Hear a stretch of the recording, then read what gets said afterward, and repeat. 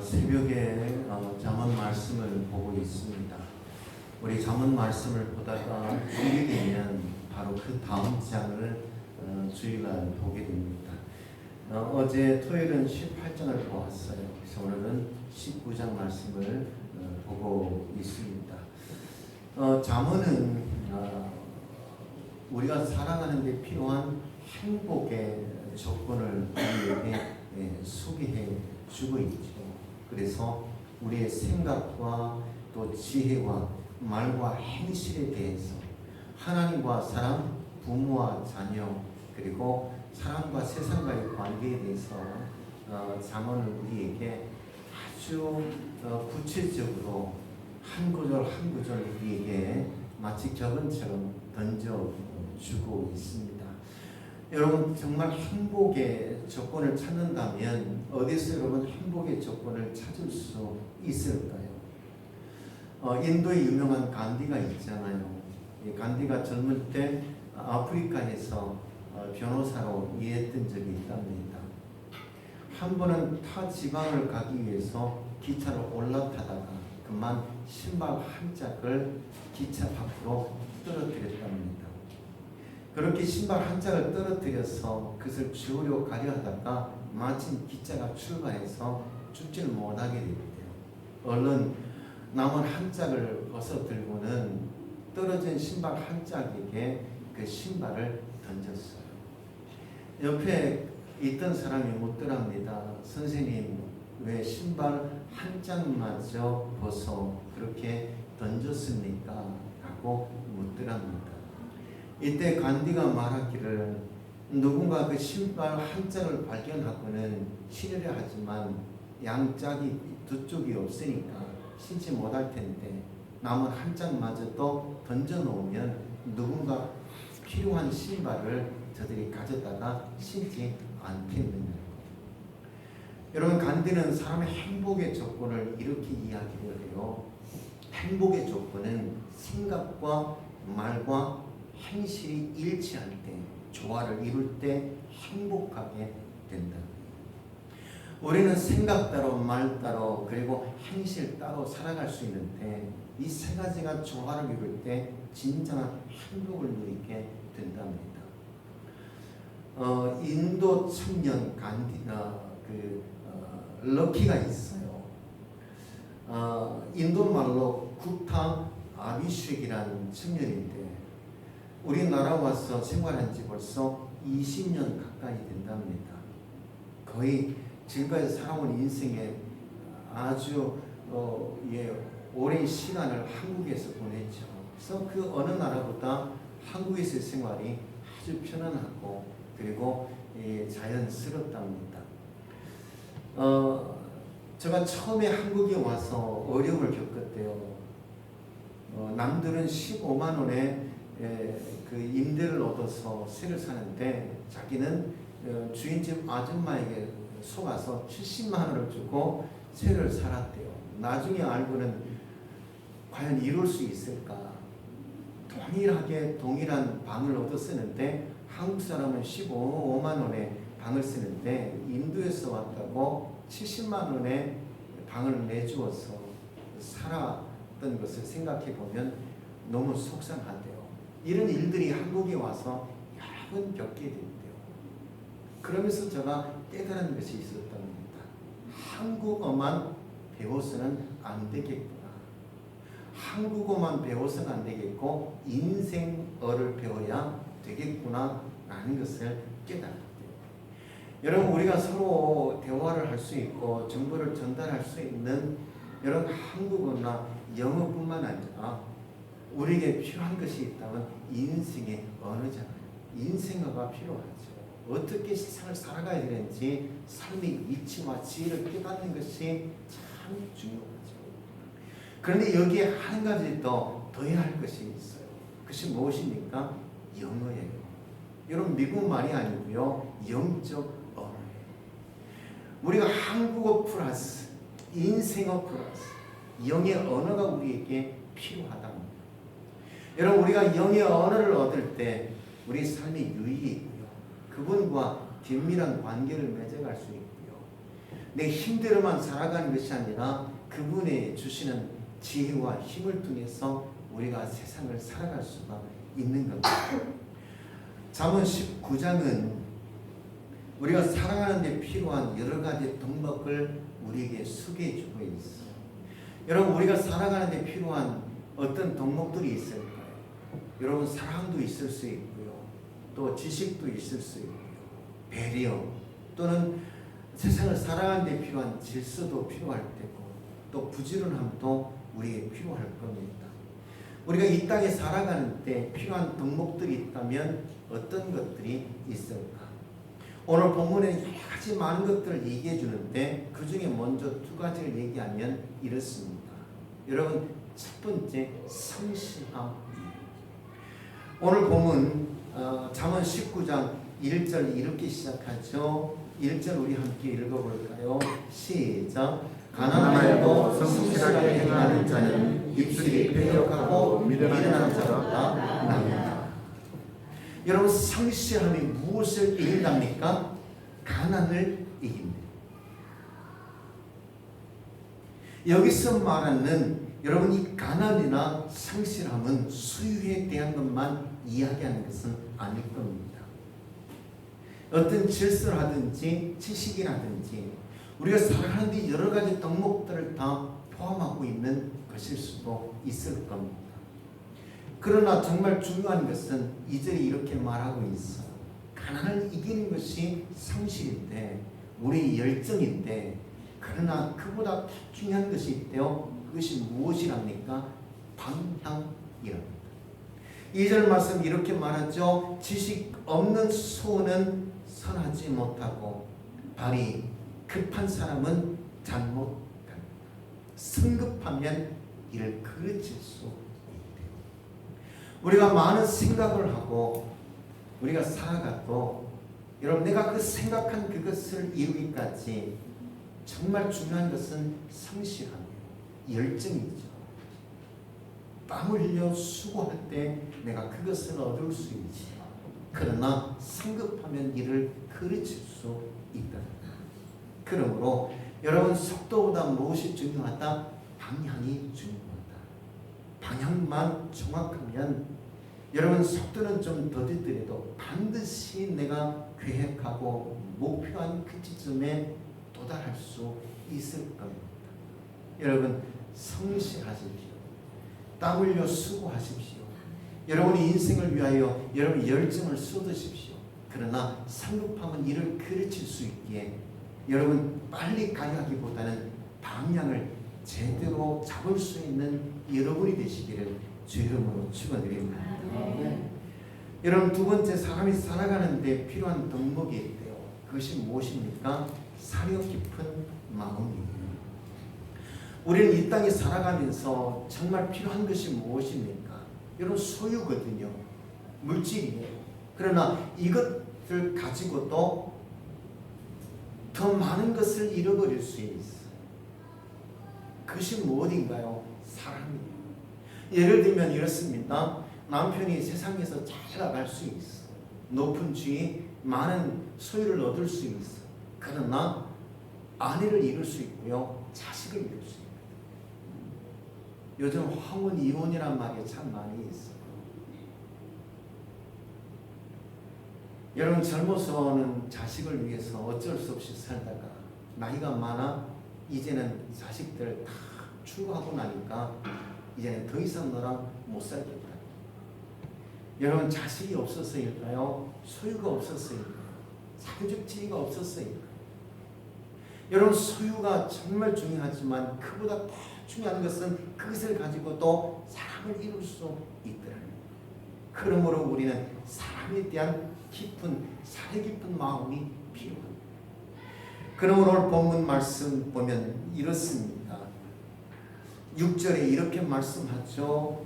우리 함께 읽겠습니다. 시작. 너그러운 사람에게는 은혜를 구하는 자가 많고 선물을 주기를 좋아하는 자에게는 사람마다 친구가 되느니라.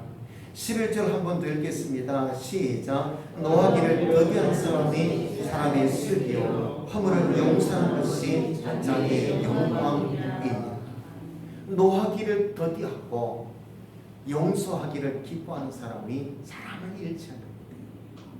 여러분 부자로 사십시오. 많은 소유를 얻어서 부자로 사십시오.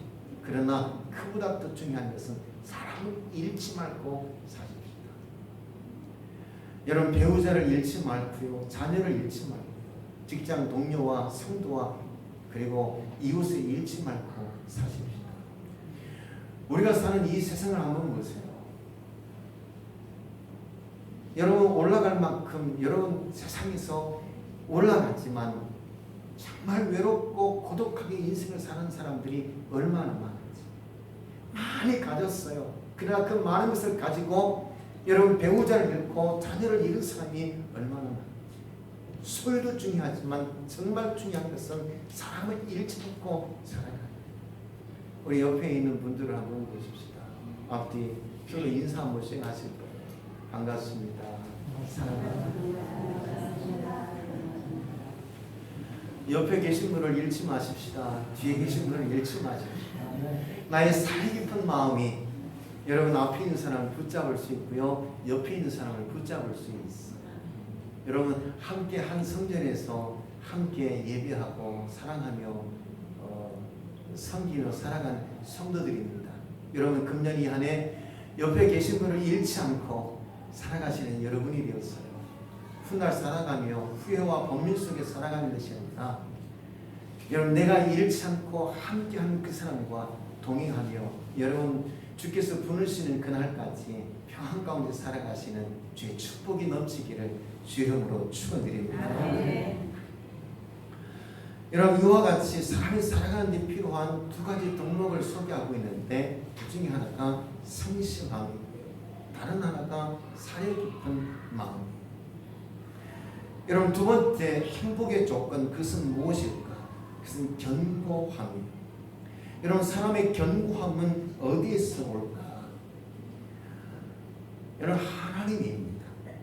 오늘 보면 14절 그리고 16절 이렇게 말씀하죠. 14절 집과 재물은 조상에게서 상속하거니와 설교는 안에는 여호와께로부터 말미암느니라.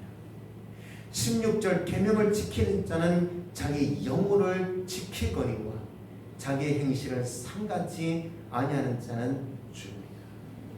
하나님을 경외할 때 가정을 지켜갈 수 있대요. 그리고 하나님의 말씀을 붙들고 살아갈 때 여러분 우리는 이 땅에서 견고하게 살아갈 수 있습니다. 여러분의 인생을 견고하게 하는 방법, 여러분이 살아가는 그 세상을 견고하게 하는 방법, 그것은 하나님 말씀을 붙들고요 하나님을 경외하며 살아가는 하나님입니다. 하나님을 통해서 우리의 삶이 견고하게 살아갈 수 있어요. 6일 약속합시다 라는 책이 있어요. 아주 오래전에 출간된 책인데요. 요즘에도 제법 많이 팔린 것 같아요. 6일 약속합시다. 혹시 못 보신 분들이 있으면 한번 보십시오. 이 김성호라는 분이 그 서울에서 약대를 나왔대요. 그런데 취업이 안 돼서 고향이 마산으로 내려갔다 합니다.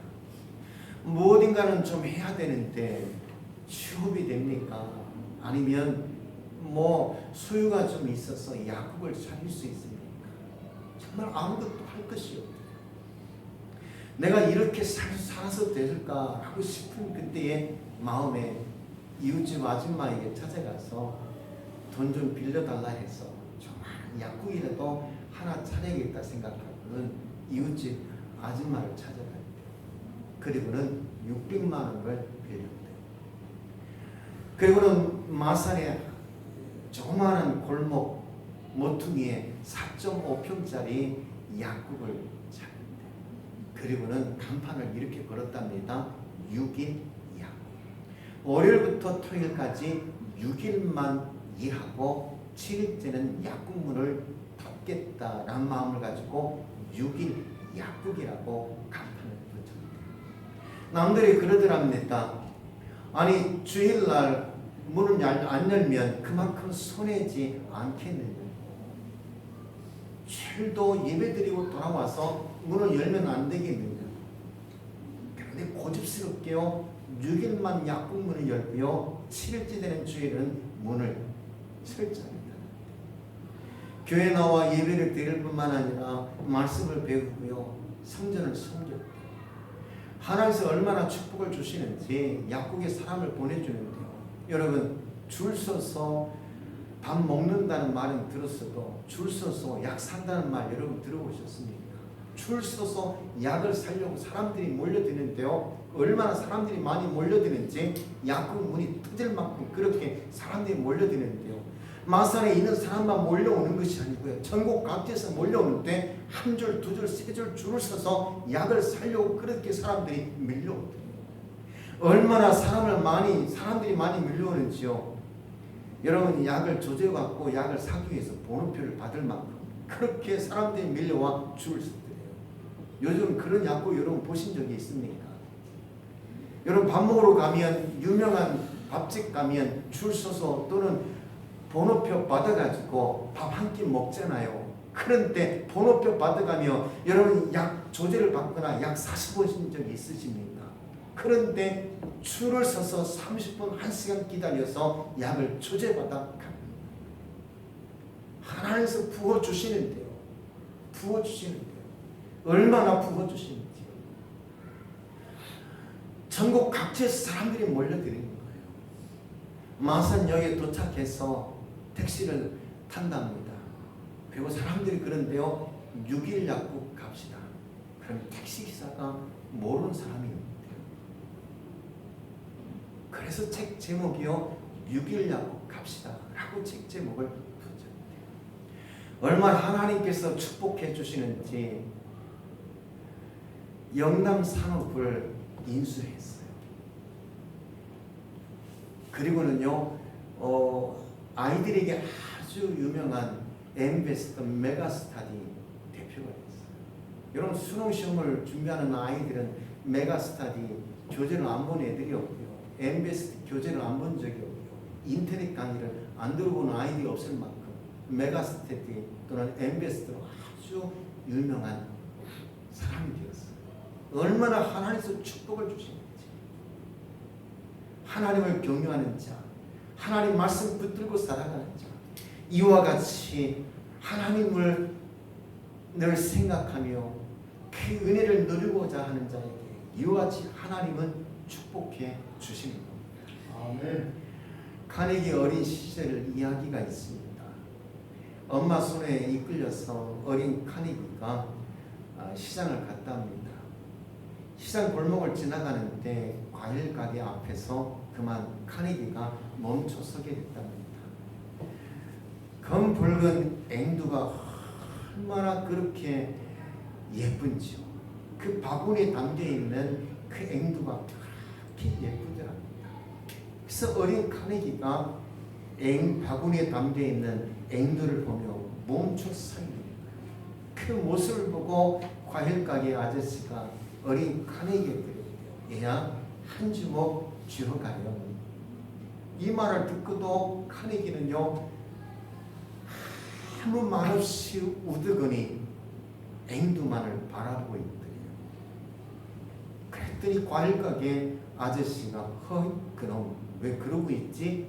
하고는 큰 손으로 한 주먹 쥐어가지고는 카네기 양손에 들려주더래요.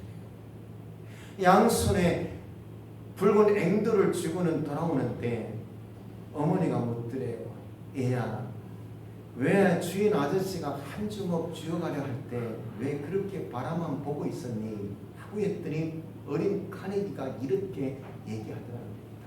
엄마 내 손은 작지만 주인 아저씨 손은 크잖아. 내 손에 들려있으면 여전히 물고기 2마리요 떡 5덩이에 불과합니다.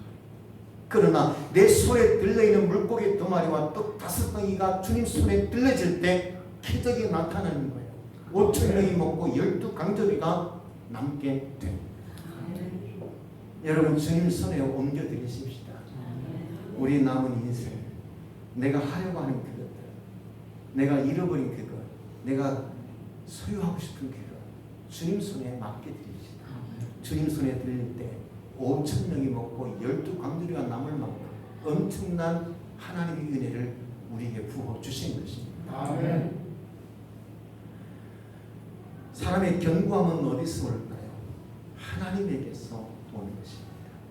하나님의 말씀 위에 서서 그분을 경외하며 믿음으로 살아가시는 여러분이 되기를 주 이름으로 축원드립니다. 아멘. 그리고 세 번째 행복의 조건, 그것은 마음의 지평을 넓혀가는 겁니다. 여러분, 많은 것을 여러분의 마음에 지우십시오. 여러분의 마음은 소우주입니다. 담지 못할 것이 없어요. 여러분, 아침 이슬이 풀잎 위에 맺혀 있어요. 그렇게 풀잎 위에 맺혀 있는 아침 이슬을 보면 그 속에 온 세상이 담겨 있어요. 여러분, 풀잎에 맺혀 있는 아침 이슬에도 온 세상이 담기듯 소우주인 우리의 가슴에는요, 하늘과 땅 모든 것을 담을 만큼 엄청난 크기의 그릇이 존재해요. 여러분 안에 무엇을 담고 살아가십니까? 세상을 담고 살아가십니까? 어떤 꿈과 비전을 담고 살아가십니까? 누구를 여러분의 가슴 속에 담고 살아가십니까? 여러분, 세상을 담으십시오. 꿈과 비전을 담으십시오. 여러분 안에 담을 수 있는 모든 것을 담으십시오. 다 여러분의 것이고요. 여러분의 담은 그것이 여러분의 삶을 이끌어가게 될 겁니다. 그러나 여러분, 그 무엇보다도 하나님의 것으로 여러분의 가슴에 가득 채우시는 여러분이 되기를 주 이름으로 축원드립니다. 아멘. 우리의 삶의 지경을 넓히는 것에는 마음의 지평을 넓히는 데서부터 시작돼요. 여러분, 여러분의 삶의 지경을 얼마큼 넓히길 원하십니까? 여러분의 삶의 지경은 여러분의 마음의 지평만큼 넓어지게 되었습니다. 세상을 담고 지식과 지혜를 담고 꿈과 비전을 담으십시오. 그러나 여러분의 가슴속에 그 무엇보다도 하나님의 것으로 가득 채우십시오.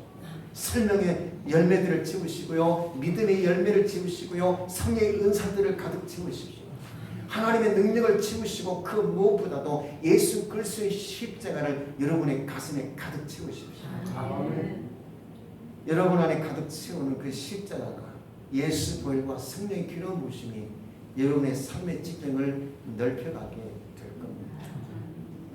여러분, 오늘 본문 말씀 23절 이렇게 말씀하죠. 우리 함께 읽겠습니다. 23절 시작.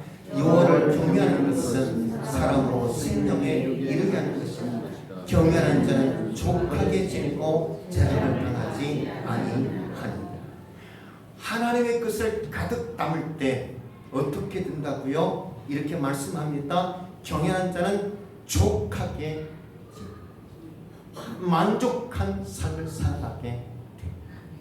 그 인생이 유쾌하고 상쾌하게 됩니다. 여러분의 인생이 족하길 원합니까? 만족할 만큼 후회와 번뇌 없는 인생을 살아가길 원하십니다. 세상 모든 것을 다 담으십시오. 그러나 그 무엇보다도 하나님을 담으십시오. 아멘. 내 힘만 의지하고 살아가는 것이 아니라 내 힘에 하나님의 힘을 의지하여 살아가는 여러분이 되기를 원합니다. 아멘. 나는 어디까지 갈 수 있는가? 나는 어디까지 오를 수 있습니다. 여러분, 불교 시인이 있어요. 조병화라는 시인이 있어요. 여러분, 조병화라는 시인은 불교의 여러 많은 용어들을 가지고 시를 지은 불교 시인이기도 한데, 이분이 쓴 시 가운데 내일이라는 시가 있어요. 그가 시인으로 처음 등단하며 여러분 생을 마치기까지 내일이라는 시를 몇 번이나 개작했는지 몰라요. 매번 시집을 편찬할 때마다 내일이라는 시를 다시 개작해서 개정판을 내놓을 만큼요. 내일이라는 시를 굉장히 자주 사용해요. 그런데 그 내일이라는 시를 보면 그렇습니다. 나의 걸음으로 나는 갈 수 없는 곳에 바다가 있습니다. 나의 날개짓으로 나는 오를 수 없는 곳에 하늘이 있었습니다. 나의 인생으로도 나는 갈 수 없는 곳에 세월이 있습니다. 조병화 시인은요, 내리는 시를 통해서 인간의 한계를 말해요. 인간의 절망을 말해요. 나의 걸음으로 어디까지 갈 수 있나요? 바다가 있는 곳까지 갈 수 있어요. 나의 날개짓으로 어디까지 오를 수 있습니까? 하늘, 내 눈에 보이는 거기까지요. 나의 인생으로요. 어디까지요? 내 인생의 세월 거기까지. 그 이상은 넘을 수 없는. 야곱이 요셉을 축복하는데 당장 너머로 뻗은 가지라고 축복을 해요. 우리는 어디까지 갈 수 있습니까? 내 능력으로 당장 끝까지 갈 수 있어요. 그러나 당장 너머로는 내 능력의 한계이게 넘을 수가 없는 거예요.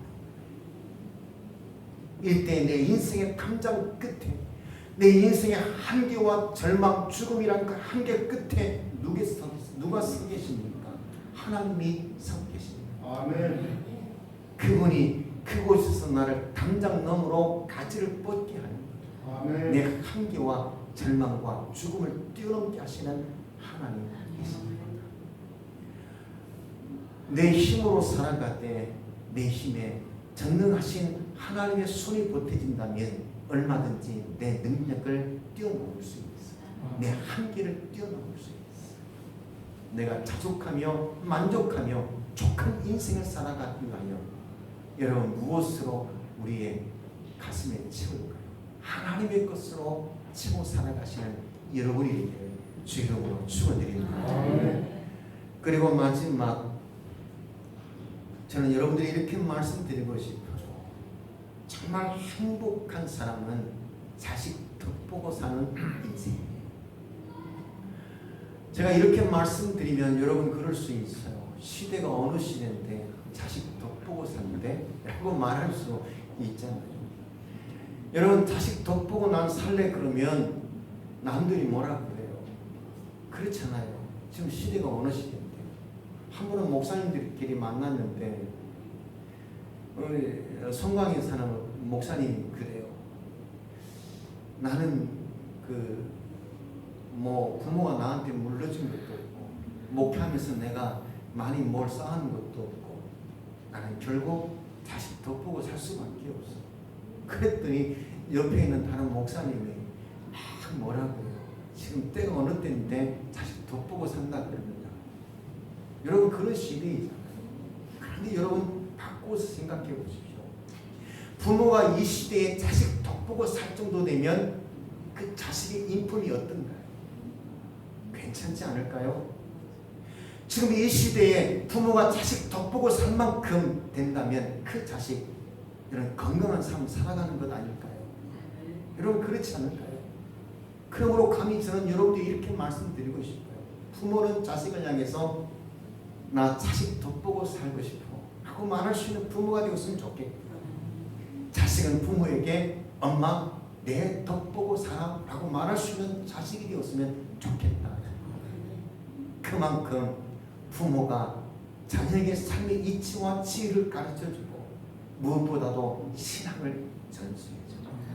자녀는 부모로부터 삶의 지혜와 이치를 배우고 부모의 신앙을 이어 하나님의 은혜로 살아가는 아름다운 부모와 자녀의 관계예요. 이와 같은 가정, 이와 같은 부모, 자녀가 되기를 주님의 이름으로 축원드립니다.